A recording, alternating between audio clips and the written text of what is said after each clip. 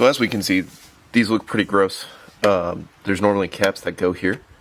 Don't know why they're missing. So these days you can't get new ones because it's a 2000s car.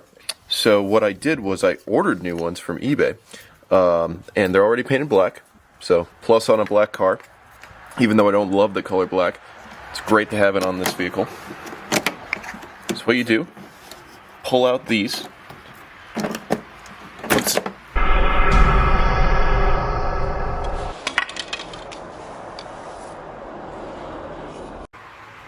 Okay, so annoying as that was, it actually ended up being fine because this actually locks onto the bottom of this anyways.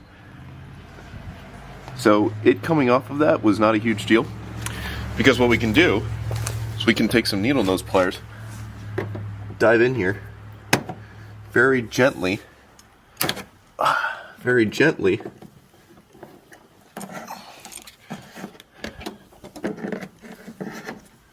grip this, pull it out, and slide it back on.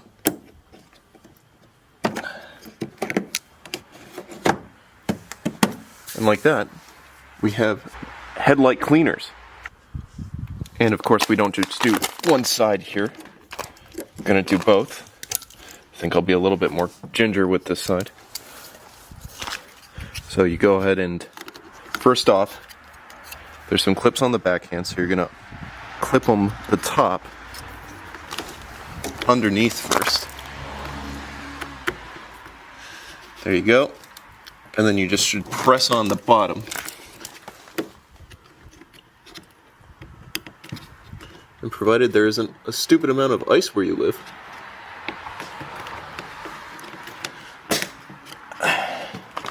should press right on. And there you are. Okay, the last large part missing is of course going to be the front grille, and the reason it's missing is because the person that owned this before me decided to spray paint it black like a 12-year-old. So I'm going to go ahead and clean it up and make it chrome again and make this look like an adult car. So typically you have to take off this whole front cover in order to get the bumper off because it snaps in from behind. However, I've already done that, because I replaced the washer fluid reservoir, which sits behind the bumper in this headlight. So in doing so, I was wise. I decided to live with some cosmetic weirdness for a bit in order to perfectly clean this up to its original glory. Well, I say original. Nice.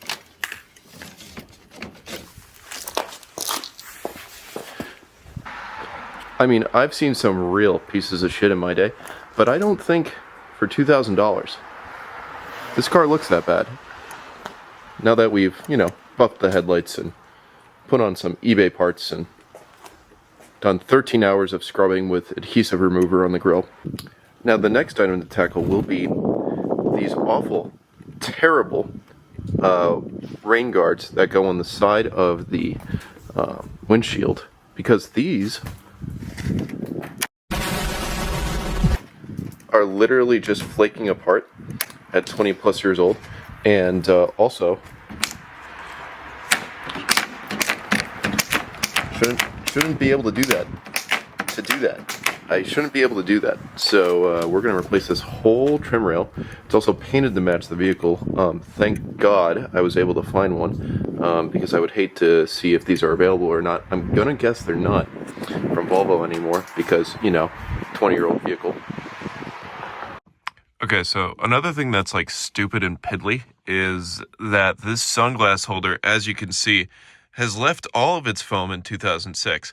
So unfortunately, we're going to try to do something about that, because I don't feel like touching orange diseased foam every time I get my sunglasses out. So we're going to try to make this a little bit better, but potentially scraping out some of that. So my plan is to maybe heat it up, maybe use one of these scraper doohickeys thingamajigs, and just kind of go to town, and then when it's heated up it'll want to move, because right now it is as stuck on as 20-year-old orange foam should be. So let's break out the heat gun.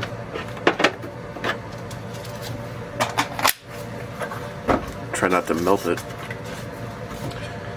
I should probably take off this door, but I don't want to, you know, mess with the spring.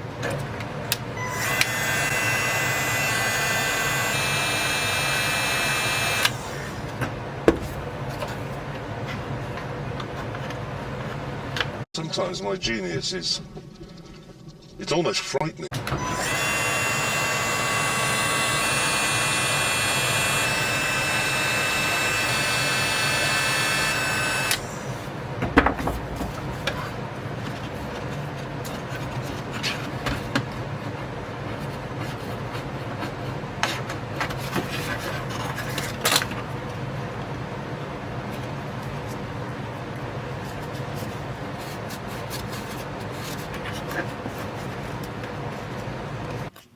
Okay, so as you can see, it's about as good as it's going to look. Still a little bit here and there, but, you know, not nearly as bad if this thing would focus. Not nearly as bad as it originally was, way less orange. So I'll take that as an improvement. So what we're going to do is we're going to put some felt in here. We're going to use some 3M adhesive to kind of adhere that on. Obviously, we're going to leave room for the bolt holes, and then see what we can do.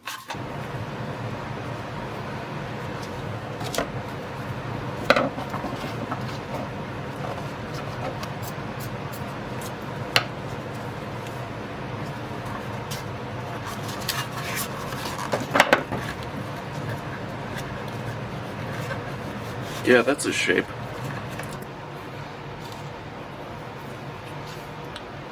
So let's do this song and dance.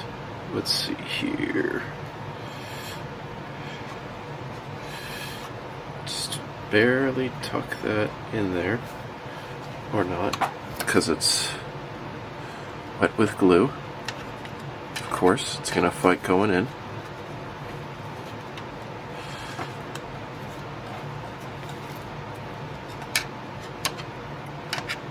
I think we gotta get those pins out and get this open, because trying to tuck that in there with this closed is going to be not what I want land. Okay, got it apart. Not as hard as I thought. Probably should have done that in the first place. Would have been a lot easier to clean. My bad. But we're all about learning here. And one thing I'm learning is that glue fumes are awesome.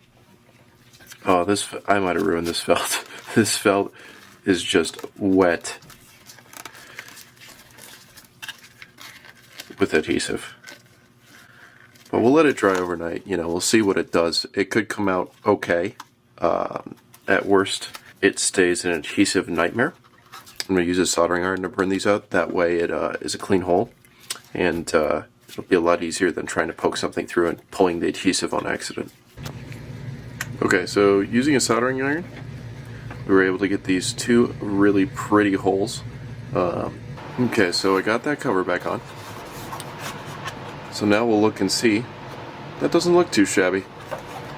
Now it's still a little dirty on the outsides, primarily like on the bottoms here.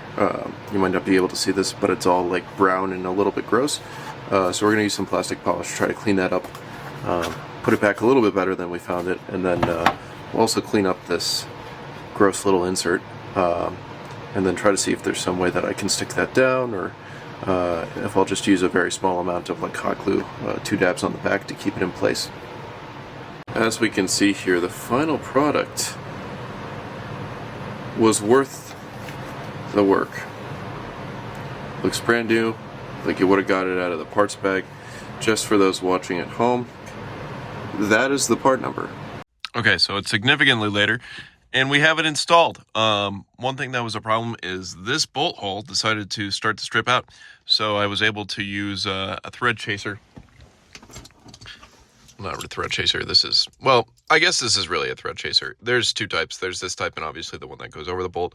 But I was able to use this to be able to do that tapped hole, so that way I did not break a screw in my ceiling, which would have been, you know, straight up catastrophic, or not cool. And while we're at it, guys, I just want to give you a little tool tip. Make sure that you always turn your ratchets to off, so that way they don't discharge.